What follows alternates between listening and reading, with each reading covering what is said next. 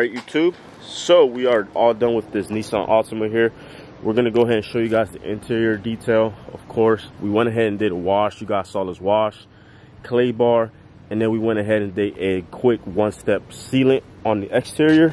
Keep it protected to up to 6 months for the client. So we went ahead and steam cleaned the entire interior because it really needed it. I tried to get as much content as I could for you guys, but I was just so busy with going back and forth in the shop and stuff like that. So this is the look at the after here. Hopefully you guys enjoyed the video. Did the door jambs, door panels, gas cap was taken care of. Of course, made sure we put our freshener and stuff in here as well for the client.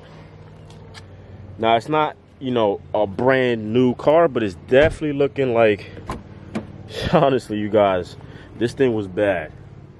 So yeah, big shout out to my cousin for taking care of this car for me while he was in the shop. And yeah, man, hopefully you guys enjoyed the video. Make sure you guys like, comment, share, subscribe, share with your friends, share with your grandma, share with your grandpa, share with your uncle, share with your family, man. Appreciate you guys so much.